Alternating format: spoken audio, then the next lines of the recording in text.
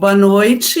Iniciamos então a nossa atividade de lançamento, pré-lançamento do livro Fronteiras da Dependência, Uruguai e Paraguai.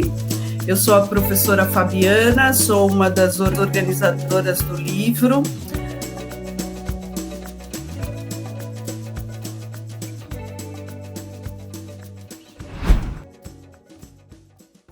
A nossa ideia aqui nesse pré-lançamento, então, é fazer uma conversa, com alguns autores. O programa Realidade Latino-Americana é um programa de extensão do Departamento de Relações Internacionais da Unifesp, da IPEM Unifesp. Já existe há 7 anos, eu já participo desse programa há 6. Esse projeto de 2019 é um entre tantos outros projetos do programa. Além dos projetos anuais, onde a gente estuda e trabalha com 1 ou 2 países da América Latina, nós também temos, por meio do programa, um podcast, participamos do podcast Pulso Latino, Caminhos Latinos, que é uma parceria nossa também com a editora Elefante, está disponível no Pulso Latino. Realizamos já 2 edições do curso Realidade Latino-Americana. Esse ano nós estamos estudando América Central, estamos na primeira fase do projeto. Temos aqui, então, para a atividade de hoje, 2 organizadores do livro, Fábio Luiz e Fábio Maldonado.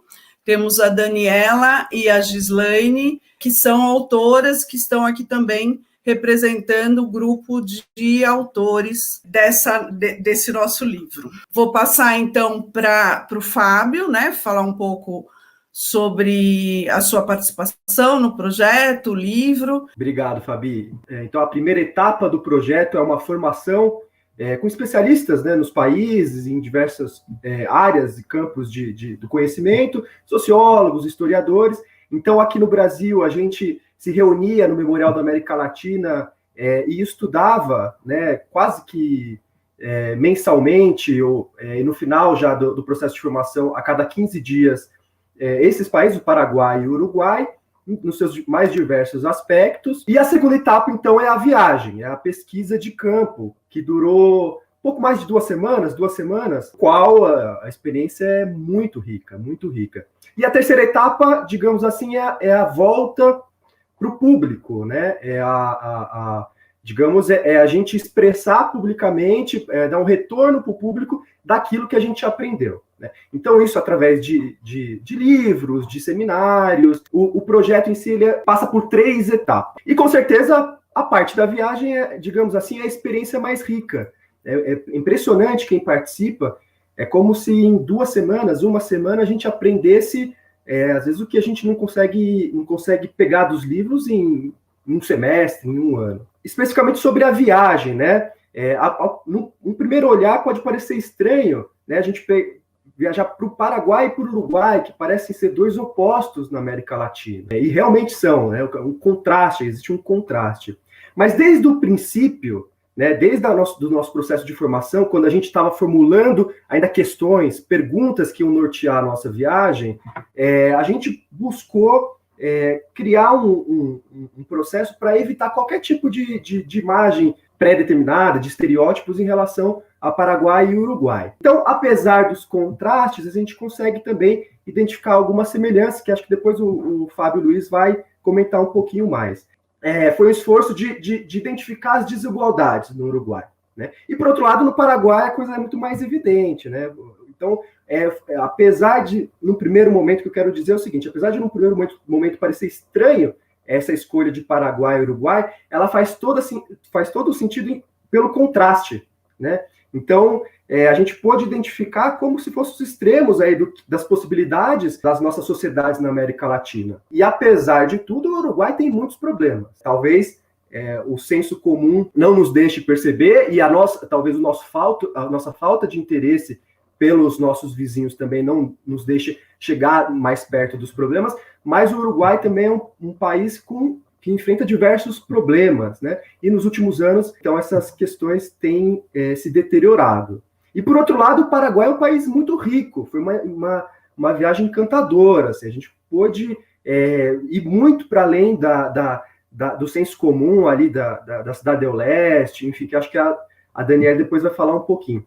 Então, assim, para resumir, para já passar a bola para os nossos colegas, o processo de viagem foi um processo muito rico, e a partir daí, então, com os encontros que a gente fez, com os debates, os diálogos, surgiu a ideia do livro, e no qual participaram diversos integrantes do grupo de pesquisa e intelectuais que nos deram a oportunidade de os escutar na viagem, que também contribuíram, né? Então, é um esforço coletivo, apesar de ter a assinatura dos nossos nomes, cada capítulo foi revisto por todos nós, foi discutido, foi debatido. Então, realmente, é um livro coletivo, né? Foi um esforço intelectual coletivo. E acho que aí também está a riqueza dessa contribuição. Eu acredito que seja uma grande contribuição para o público brasileiro travar contato com esses dois países que nos ensinam, né? Nos ensinam a chegar ao nosso próprio Brasil. Espero que vocês gostem do nosso trabalho. Obrigada, Fábio Maldonado. Agora eu passo para o Fábio Luiz, que é um dos coordenadores do programa, né? Na realidade, o criador do programa Realidade Latino-Americana, organizador do livro e também autor de alguns capítulos. Boa noite a todos e todos. Prazer estar com todos vocês aqui, ainda que virtualmente, né, apresentando esse trabalho. Bom, eu sou suspeito para falar que eu sou fã, né, tanto é que a gente há 7 anos tem feito esses projetos de pesquisa coletiva que estão no limiar entre a formação acadêmica e a formação militante, e esse é o 3º livro produzido. Já foram produzidos livros sobre Cuba, sobre México, também publicados pela editora Elefante, e eu vou, então, apresentar um pouco desse livro. Eu colaborei com alguns capítulos, mas eu também ajudei a redigir a apresentação e as reflexões finais, que é onde a gente busca fazer essa costura da colaboração, porque os capítulos em si, o livro tem uma primeira parte sobre o Uruguai e depois uma parte sobre o Paraguai. São poucos os capítulos que fazem essa articulação, essa comparação, esse diálogo entre os países. Então, nosso ponto de partida, como o meu xará já falou, é o contraste entre esses dois países. A gente sabe que no senso comum o Paraguai é associado à precariedade, ao contrabando, de modo que o adjetivo paraguaio no senso comum brasileiro virou sinônimo de contrabando, né? Enquanto o Uruguai, por outro lado, é percebido como um país de gente culta, educada, de cabeça aberta, né? Uma imagem que foi reforçada nos anos recentes com a legalização da maconha, o casamento homoafetivo e do aborto. O Uruguai, de forma geral, é associado a valores democráticos, liberdades políticas e uma sociedade civil atuante, enquanto o Paraguai é visto como uma sociedade atrasada, conservadora, autoritária, tutelada por um Estado repressivo. Em síntese, se a gente for recuperar uma antiga dicotomia do pensamento social latino-americano, a gente pode dizer que o Uruguai é o mais próximo, vamos dizer, uma civilização que se construiu por aqui, enquanto o Paraguai está mais próximo, vamos dizer, do polo da barbárie. Então, a gente resolveu questionar esses estereótipos, né, numa tentativa de ir para além da glamourização do Paraguai e dos preconceitos em relação ao Paraguai, procurando entender a complexidade de cada país. E a primeira coisa que a gente notou é que, de fato, há muitos contrastes. Os contrastes, eles têm um laço na realidade. Então, por exemplo, no Uruguai, é cerca de 6% da população que vive no campo, enquanto o Paraguai é um país majoritariamente agrário. Mesmo a periferia de Assunção, que a gente visitou, que a gente foi fazer conversas, né, tem áreas assim, áreas rurais. E isso repercute nas lutas sociais. Enquanto no Uruguai o sindicalismo ainda tem um peso decisivo, no Paraguai o teatro das lutas sociais é principalmente o campo, né? São as lutas em torno da questão da terra. Enquanto o Uruguai ainda tem como referência, digamos assim, o mundo do trabalho formalizado e sindicalizado, no Paraguai reina a informalidade, né? Agora, por outro lado, o Paraguai é o único país bilíngue do Cone Sul, né? O castelhano e o guarani. Aliás, o castelhano que se fala no Paraguai é muito gozado, às vezes, por ouvido brasileiro, porque parece um castelhano caipira, né? Que talvez tenha a ver com a raiz guarani comum ali da região, né? Então, se esse legado é muito vivo no Paraguai, ele está soterrado no Uruguai, né? E ele influi também nas lutas e resistências do Paraguai, nas formas de vida comunitária, resistências vinculadas ao território, são muito mais presentes no Paraguai do que no Uruguai. Agora, do ponto de vista do Estado, o contraste também se dá, né? No Uruguai é um país em que todo mundo respeita o Estado, seja os de cima como os de baixo, parece que o Estado chega, né, a todos, enquanto que no Paraguai o Estado sequer tem um cadastro confiável das propriedades fundiárias, né? E, na realidade, o Estado ele atua basicamente como um braço armado do latifúndio, né? Um latifúndio que tem conexões com o capital internacional e com o narcotráfico, aquilo que eles chamam, por exemplo, dos narcoganadeiros, na região de Concepción que a gente visitou. No plano político, a política paraguaia ela é dominada por um mesmo partido há quase 100 anos, o Partido Colorado, com exceção do breve governo do Fernando Lugo entre 2008 e 2012, que nem terminou. No Uruguai, o bipartidismo foi rompido pela presença do Frente Amplo, que governou o país por 3 mandatos, entre 2005 e o começo de 2020. Acho que 2 histórias, 2 testemunhos, vamos dizer assim, ajudam a exemplificar esses contratos. Né? Quando a gente estava em Assunção, a gente foi visitar uma ocupação urbana num território conhecido como Marquetalia. Marquetalia, vocês sabem, é o território onde nasceu as FARC-EP colombianas. Então, era o nome dessa ocupação, então remetia à experiência colombiana. Isso já dá uma ideia da radicalidade original dessa luta, né, urbana. E daí depois a gente conversando com as lideranças ali dessa ocupação, que agora é regularizada, né, contaram a história, e é uma história de fato assim, emocionante, e que envolveu muita tensão, inclusive enfrentamentos armados, né, até o território ser reconhecido, regularizado e assim por diante. Agora, quando a conversa aterrissou para a política contemporânea, a gente se deu conta que essas lideranças que davam esse testemunho assim, de luta e radicalidade eram todas, vamos dizer, simpáticas, eram colorados, e críticos ao Frente Iguaçu, do Fernando Lugo, que seria essa alternativa, vamos dizer, mais à esquerda, mais arejada da política local. E a coisa se agravou quando a gente foi conversar com a filha de uma dessas lideranças. Tinha um rapaz que tinha uma camiseta assim, do movimento LGBT, chegamos ali, vamos dizer, com uma conversa lateral, de fato, ele era atuante, etc. Mas ele também se identificando como, vamos dizer, uma filiação, como se passasse de pai para filho, como se fosse um time de futebol. A partir dessas experiências, a gente foi tendo uma noção do que é a pervasividade da dominação colorada no Paraguai. A pergunta inicial que a gente tinha, assim, por que o Fernando Lugo caiu em 2012, naquele golpe parecido com o da Dilma, em 2016 e tal, ela foi se reformulando, de modo que a gente, então, passou a perguntar como é que ele conseguiu se eleger, num contexto, vamos dizer, de dominação autocrática do coloradismo enraizado há quase 100 anos no Paraguai. Por outro lado, nas nossas conversas no Uruguai, depois de alguns dias ali com várias entrevistas, com movimento sindical, o movimento cooperativista de construção, que é muito importante, né, influenciou também as cooperativas aqui no Brasil, a gente logo se deu conta que a gente só estava conversando com homens brancos, vamos dizer, sêniors, pessoa mais velha, né?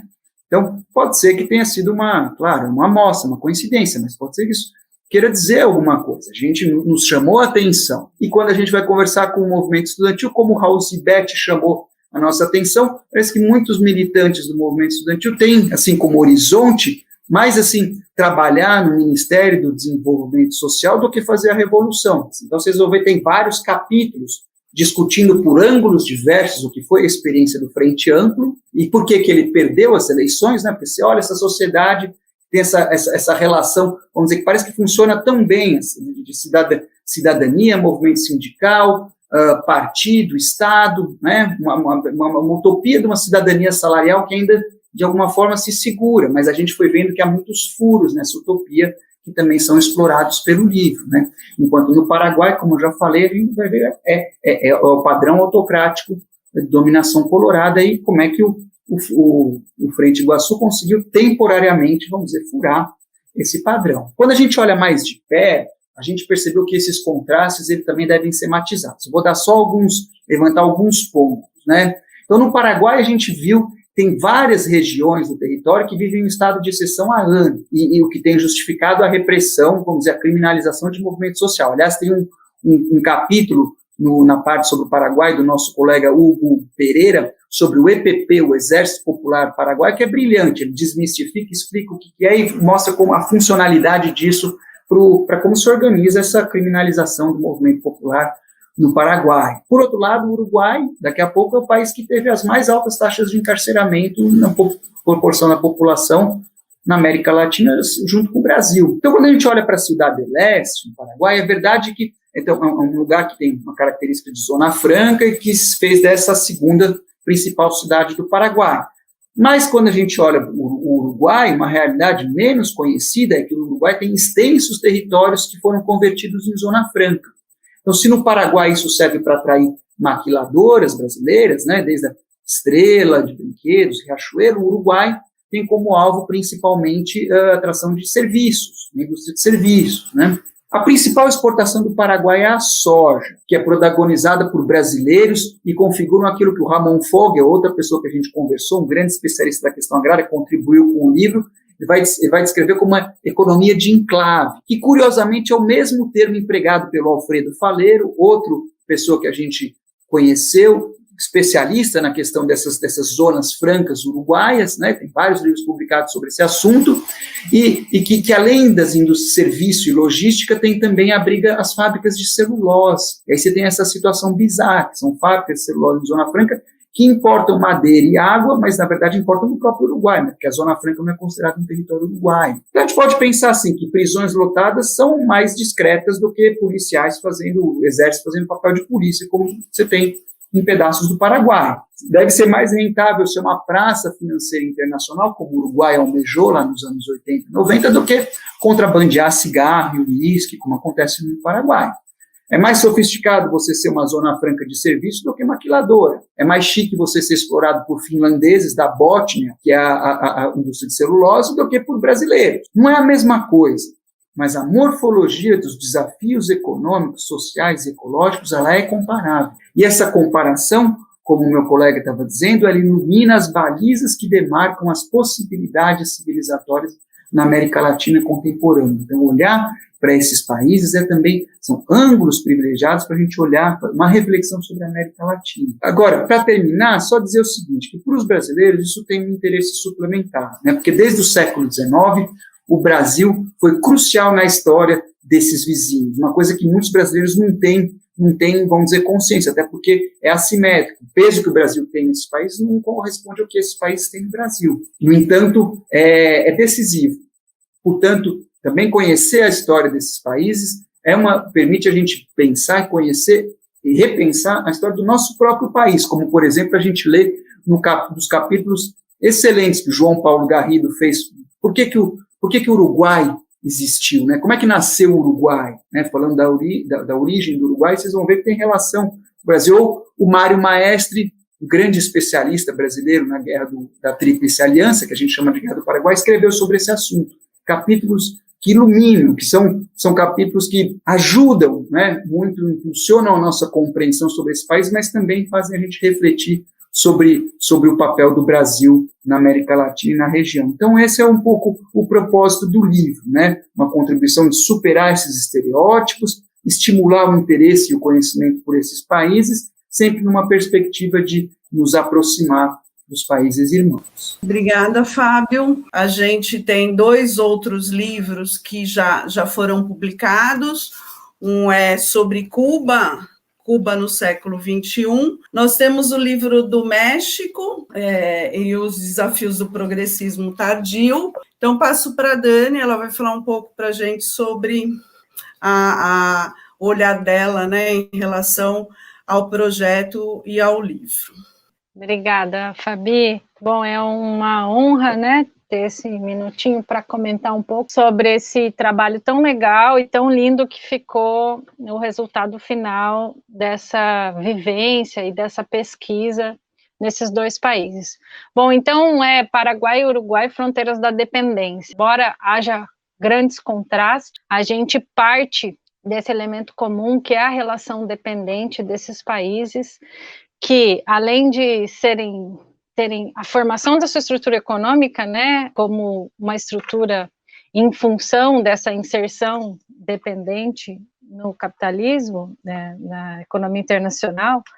Além disso, esses dois países também convivem, né, no ambiente do Mercosul com os dois gigantes que são a Argentina e o Brasil. Então, assim, isso marca muito a trajetória desses países e até as lutas que estão travadas atualmente nesse espaço. No livro, eu colaborei com 3 textos. Um deles vai falar um pouco sobre as relações de trabalho no Paraguai, né, o mundo do trabalho no Paraguai. Se a gente pensar nesse país como um grande produtor, exportador de soja, de carne, de energia elétrica, e que em grande medida tem essa matriz produtiva como forma de abastecer o mercado brasileiro dentro de uma lógica onde o Brasil acaba se beneficiando, qual é o impacto disso, né, para o mercado de trabalho no Paraguai? Porque são atividades, a soja, a carne, a energia elétrica, que são poupadoras de força de trabalho, né, não são grandes empregadores.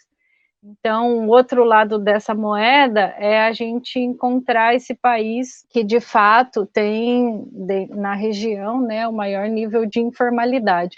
E o conceito de informalidade no Paraguai não é só o trabalho sem nenhum contrato formal, né, como é o que a gente costuma considerar no Brasil. A informalidade está mais relacionada no Paraguai a não ter a garantia de direitos como aposentadoria ou outros direitos que asseguram aí uma dignidade do trabalhador, caso ele tenha que se afastar do trabalho, ou mesmo, né, depois de uma determinada idade. Então, o Paraguai é esse país que tem grande desafio a ser enfrentado, né, nessa relação de constituir seu mercado, né, resolver essas questões relacionadas ao trabalho. Um outro capítulo que eu colaborei foi sobre o que representa a Cidade Leste para o Paraguai. Os brasileiros pensam, primeiro que os brasileiros pensam no geral, né, no Paraguai, como aquelas 3 ruas de Cidade Leste, cheia de ambulantes e com um comércio super agitado. E, né, o Paraguai é muito mais do que isso, é um país interessantíssimo, lindíssimo, e esse polozinho comercial, né, é só, às vezes, o que a imagem inicial. Ciudad del Este mesmo é uma cidade em nível populacional maior do que Foz do Iguaçu. Ela é a segunda cidade mais importante do Paraguai, né, e não à toa faz fronteira para o Brasil, e se liga aí esse corredor que traz mercadoria para cá, mas também funciona ela como cidade dentro dessa lógica de suprir muitas demandas necessárias, né, a articulações brasileiras. Então, em Ciudad del Este, moram muitos brasileiros que são donos de terra no Paraguai, mas que conseguem ter acesso fácil, né, nessa região de fronteira para todo tipo de conveniência que eles ainda têm pelo fato de serem brasileiros. Além disso, tem essa questão da entrada também, né, desses produtos que são mais baratos no Paraguai, justamente por uma questão de imposto, e aí a gente já encaminha, assim, isso já está ligado com o terceiro capítulo, o terceiro tema que eu trabalhei, que é a questão das maquiladoras.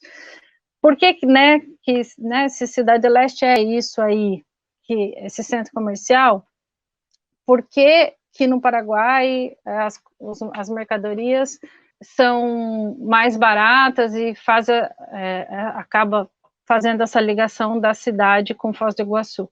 Bom, primeiro a gente tem que pensar que não houve um programa de industrialização no Paraguai como de substituição de importações, como no Brasil, por exemplo, né? Ele tem toda uma outra dinâmica, muito por causa de toda essa estrutura econômica que a gente já comentou. Se eles produzem soja, carne e energia elétrica para vender para fora, como é que vai abastecer as necessidades de consumo do paraguaio dentro do seu país? E a estratégia foi importar, principalmente da Ásia, produtos industrializados, Já, então, as maquilas se coloca, né, nesse cenário como se fosse uma proposta de industrialização, né, um programa de industrialização.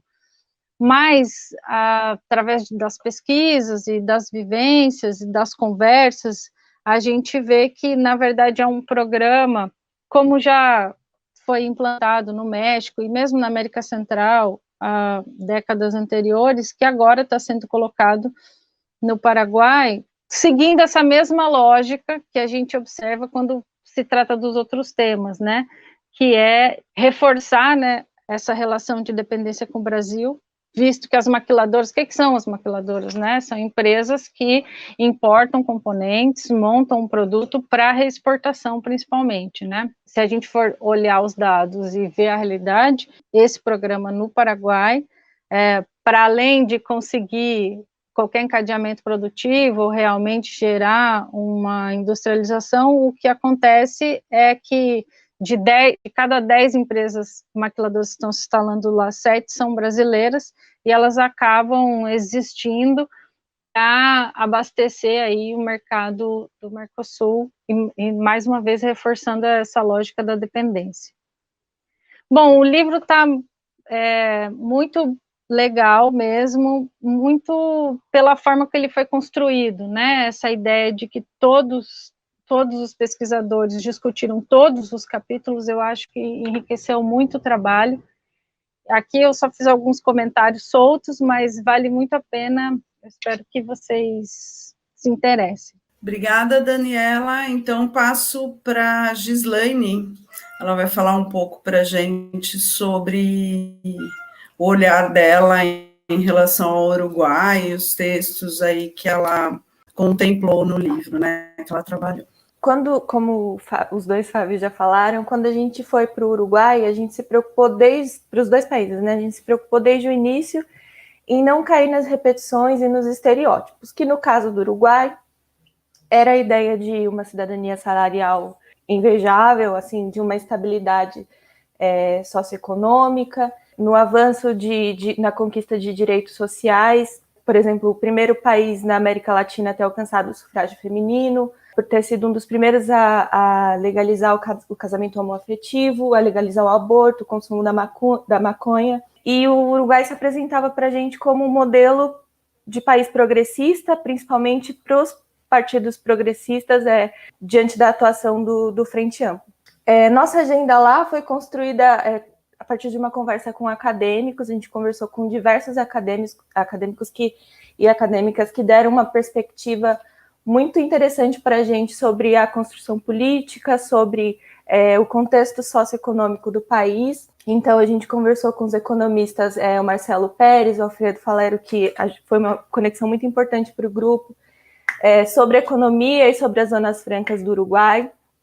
A gente conversou também com Agustín Cano, que falou sobre a diferença, sobre as peculiaridades do modelo de educação. Enfim, foi muito importante conversar com esses acadêmicos. A gente conversou com a Gabriela Iglesias, que falou para a gente um pouco sobre os movimentos feministas, como eles têm uma complexa organização e como eles se organizam na luta por direitos sociais. Foi muito importante também a nossa conversa com o jornalista Raul Zibet, que conversou com a gente sobre as contradições do Frente Amplo. Foi muito importante essa conversa com ele sobre a construção do partido no país. E acho que para mim, foi muito interessante observar na fala dele como existe uma tripla integração entre Estado, sindicatos e partidos, e como isso pode ser um desafio para as mobilizações sociais no país. E aí foi muito importante, na conversa com ele, observar como os movimentos feministas se deslocam mais dessa estrutura do Estado e são mais reivindicativos e mais imbativos, né? E tem uma postura mais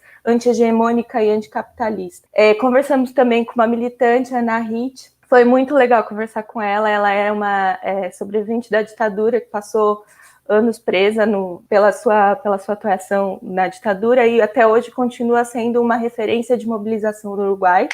Hoje ela luta contra os movimentos extrativistas, principalmente sobre os megaprojetos hidráulicos, e foi muito legal conversar com ela, porque, bom, a gente viu de perto as contradições e que mesmo num país que se apresenta como um modelo, como a gente não pode fechar os olhos para os problemas que esse país continua apresentando, a gente não pode se contentar com algumas conquistas e esquecer dos problemas que a gente continua vendo. Foi importante também a nossa conversa com alguns sindicatos, como a COF, que é uma confederação de funcionários de Estado, que reafirmaram o que o Raul já tinha falado para a gente sobre essa integração entre Estado e sindicatos e partidos.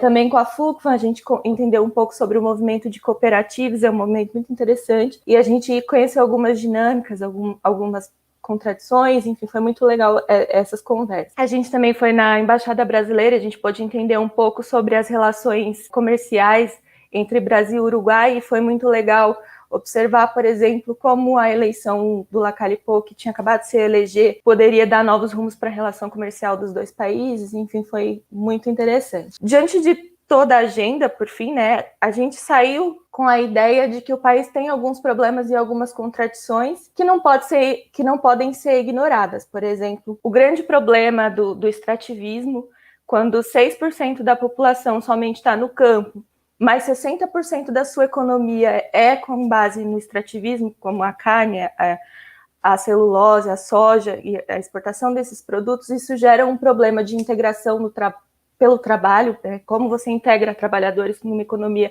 que é altamente extrativista. A gente também percebeu uma coisa que chamou bastante atenção, foi, embora seja um país que seja avançado no quesito da conquista de direitos sociais, como o número de feminicídios ainda é extremamente alto. A taxa de homicídios por habitante ainda é maior do que a taxa do Paraguai, e está muito perto ali da taxa do Brasil. Então, mesmo sendo uma população pequena que tem altas conquistas nos direitos sociais, as mulheres ainda têm que reivindicar direito de viver, ainda tem que reivindicar, não morrer. No Uruguai, o segundo maior crime que se comete é a violência doméstica contra mulheres, e perde somente para o furto. Uma outra contradição que ficou bem evidente também é que nós já fomos com a ideia, né, de que o aumento dos índices de violência tinham sido mobilizados pela direita na campanha eleitoral. De perto, a gente percebeu que é um problema que foi resolvido pelos partidos do Frente Amplo através do encarceramento em massa, o que é uma contradição,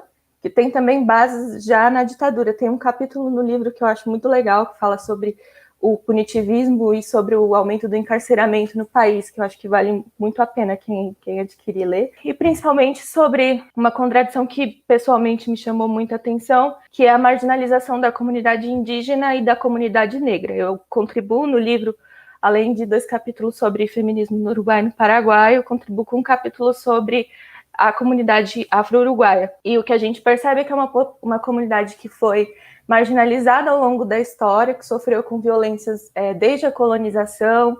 Na ditadura, passou por um processo de desmobilização pelo Estado, foram afastadas do centro da cidade para os assentamentos, que, para a gente, comparando com o Brasil, é como se fossem as favelas, e afastadas do centro da cidade, impedindo ou dificultando muito uma mobilização. E o contraste disso, na verdade, é que os afro-uruguaios têm uma marca cultural muito forte, através da música, do candombe, do carnaval. Então é muito interessante olhar como, embora haja essa forte marca cultural dos afro-uruguaios no país, ainda é uma população que figura nos piores índices socioeconômicos. Ainda é a população que tem menos acesso à educação, menos acesso aos melhores empregos e que ainda está afastada dos principais direitos sociais. Bom, é isso. O livro está muito legal. Eu recomendo muito que vocês leiam, que contribuam com o projeto. É um projeto muito legal mesmo. Agradecer aos colegas, autores e organizadores que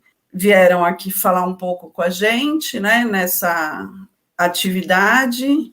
A nossa ideia sempre dentro do projeto, nessa terceira fase, que é a fase de divulgação dos resultados, e esse livro é uma das divulgações, né? No nosso grupo que se forma nesse projeto, a gente tem estudantes, participantes de movimentos e de organizações, então a gente acaba tendo uma série de resultados, mas o livro é uma das nossas propostas centrais em termos de resultado. Temos também alguns vídeos que estão aqui no canal, onde outros autores apresentam um pouco seus capítulos, um pouco a ideia do livro. Temos aí também algumas aulas do curso que a gente fez em 2020, que também foi no perfil remoto.